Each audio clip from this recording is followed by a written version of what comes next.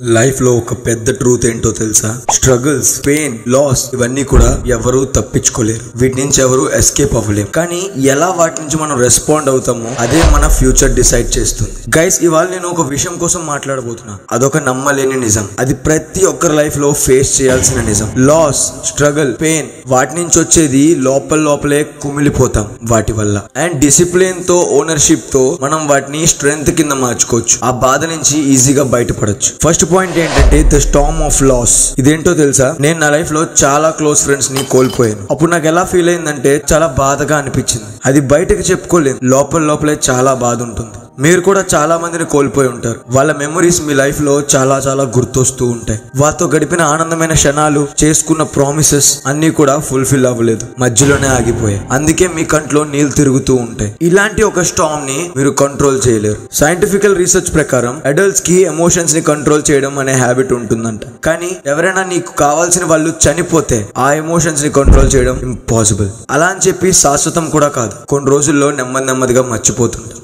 ఎలా అంటే సడన్ గా ఒక పాట వినిపిస్తుంది, లేదా వాళ్ళకి ఇష్టమైన స్మెల్, లేదా వాళ్ళకి ఇష్టమైన ఒక ఫుడ్, ఇలా వీటి వల్ల వాళ్ళు మీకు గుర్తొస్తుంటారు. అది అయిపోగానే మళ్ళీ మర్చిపోతుంటారు. ఒక విషయం గుర్తుపెట్టుకోండి, ఈ బాధ అనేది శాశ్వతం కాదు, టైం తో పాటు మారిపోతుంటుంది. అలాగని వాళ్ళ మీద ప్రేమ తగ్గినట్టు కాదు, వాళ్ళ మెమరీస్ డిసపియర్ అవుతాయి అంతే.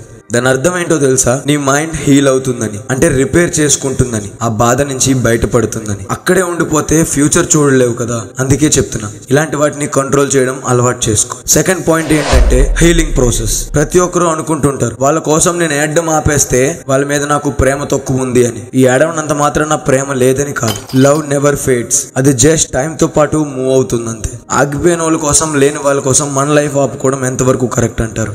సో నేనేం చెప్పాలనుకుంటున్నా అంటే, నీకు ఇష్టమైన వాళ్ళు నీ ఫ్యూచర్ బాగుపడాలనే కోరుకుంటారు, నువ్వు సక్సెస్ అవ్వాలనే కోరుకుంటారు. కాబట్టి ఆ పాస్ట్ లో ఉండిపోకుండా ఆ తాళంని విడిచి, ఆ తాళంని ఓపెన్ చేసి బయటకు వచ్చి ముందుకు వెళ్ళండి. అదే ఒక బ్యూటిఫుల్ హీలింగ్ కి ప్రాసెస్. ఒక లెటర్ రాయండి. ఆ లెటర్ లో మీకు ఏమనిపిస్తుందో, మీరు వాళ్ళని ఎంత ప్రేమించారో, ఎంత మిస్ అవుతున్నారో ప్రతిదీ రాసి పెట్టుకోండి. ఆ లెటర్ రాసిన తర్వాత లెటర్ ని మీ సేఫ్ ప్లేస్ లో దాచిపెట్టుకోండి. ఈ ప్రాసెస్ చాలా పవర్ఫుల్ అంట సైంటిఫికల్ ప్రకారం. ఎందుకంటే అది మిమ్మల్ని ఫార్వర్డ్ గా మూవ్ అవ్వడానికి, అంటే కాలంతో పాటు నడవడానికి చాలా ఉపయోగపడుతుంది. థర్డ్ పాయింట్ ఏంటంటే స్ట్రగుల్ అండ్ డిసిప్లిన్. లైఫ్ లో స్ట్రగుల్స్ ఎందుకు వస్తాయి తెలుసా? మీరు గ్రో అవ్వడానికి అదొక హింట్. ఒకసారి మీరు బాగా అబ్జర్వ్ చేస్తే గనక ఏడుపు, నవ్వు రెండు ఒకసారే రాదు. అదే విధంగా సక్సెస్, ఫెయిల్యూర్ రెండు ఒకసారే కూడా రావు. కాబట్టి ముందు గ్రోత్ అనే పాయింట్ ని, స్ట్రగుల్ అనే పాయింట్ ని మీరు ఫేస్ చేయాలి. అంటే మీ కంఫర్ట్ నుంచి బయటికి రావాలి. అప్పుడు ఖచ్చితంగా మీకు ఫేస్ చేసే ప్రాబ్లమ్స్ ఎలా ఉంటాయో తెలుసా? Injuries, failures, heart breaks. ఇవన్నీ పనిష్మెంట్స్ కావు, ఇవి ఒక టెస్ట్ లాంటివి. ఇవి నీ రేపటి ఫ్యూచర్ ని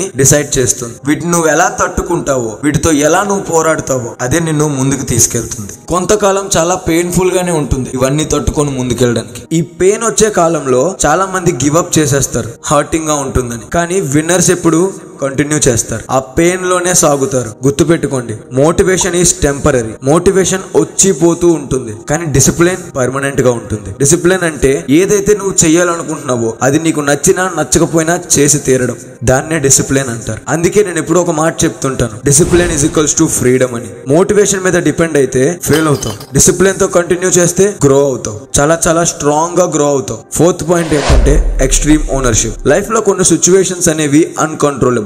లైక్ ఎవరికైనా నీకు ఇష్టమైన వాళ్ళకి సిక్ అయినప్పుడు, లేదా యాక్సిడెంట్ అయినప్పుడు, లేదా ట్రాజడీలోకి వెళ్ళిపోయినప్పుడు, ఇవన్నీ దేవుడు చేసినవి, అన్ఫార్చునేట్ కండిషన్స్. ఇవన్నీ కంట్రోల్ చేయలేనివి కూడా. బట్ వన్ థింగ్ మాత్రం మనం కంట్రోల్ చేయగలం. అదేంటంటే మనం వాటిని ఎలా రెస్పాండ్ అవుతామా అనేది. చాలా మంది చెప్తుంటారు నా తప్పేం లేదు, నేనేం చేయగలను అని. ట్రూత్ ఏంటంటే మనం చాలా ఎక్కువగా కంట్రోల్ చేయగలం మన మైండ్ ని, కానీ మనం ఒప్పుకోలేము ఆ విషయాన్ని. ఎక్స్ట్రీమ్ ఓనర్షిప్ అంటే ఏంటో తెలుసా? వేరే వాళ్ళని బ్లేమ్ చేయకుండా, ఆ సిచ్యువేషన్స్ నుంచి ఎస్కేప్ అవ్వకుండా ఆ రెస్పాన్సిబిలిటీ నీ మీద తీసుకోవడం, సిచ్యువేషన్స్ ని యాక్సెప్ట్ చేయడం. నీ మైండ్ లో ఒకటే అడుగు, ఈ ప్రాబ్లం వచ్చినప్పుడు నేను ఏం చేయగలను, ఎలా మూవ్ అవ్వగలను, అది నువ్వు అడగాలి. ఆ మైండ్ సెట్ మాత్రమే నీ లైఫ్ ని చేంజ్ చేయగలదు. ఫిఫ్త్ పాయింట్ ఏంటంటే బ్యాలెన్స్ విత్ ఎమోషన్స్.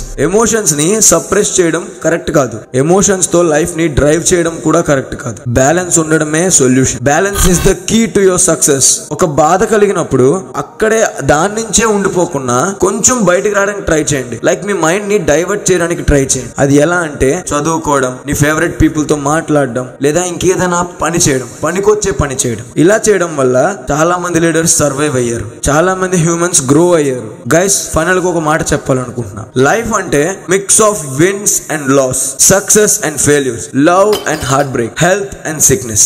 వీటి మధ్యనే డిపెండ్ అయి ఉంటుంది. ఒక మనిషి 5,000 అన్నం పెట్టుకుంటున్నాడంటే అది ఎంత అవసరమో ఇవన్నీ కూడా లైఫ్ లో వస్తూ పోతూ ఉంటాయి. బట్ రిమెంబర్, జస్ట్ బతకొద్దు, ఏదైనా సాధించండి. ఊపిరి తీసుకున్నంత మాత్రాన సక్సెస్ అయినట్టు కాదు. ఊపిరి తీసుకుంటున్నావు అంటే అది ఎందుకో, దాని విలువేంటో సమాజానికి చూపించండి. పాస్ట్ లో ఉండిపోతే ముందుకు ఎప్పటికీ రాలేవు. క్విట్ చేసేస్తే ఎప్పటికీ కంటిన్యూ కాలేవు. ఎందుకంటే రేపటి స్ట్రెంగ్త్ ఏంటో తెలుసా? ఇవాళ నువ్వు చేసే పనులు, ఇవాళ నువ్వు పడే బాధ, ఇవాళ నువ్వు ఫేస్ చేసే స్ట్రగుల్. సో నెక్స్ట్ టైం మీరు ఏం చేస్తారు తెలుసా?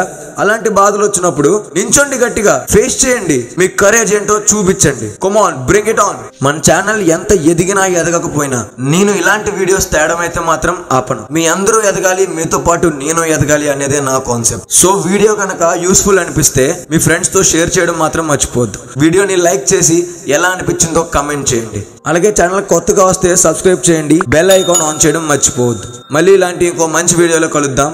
Thank you for watching. జై హింద్.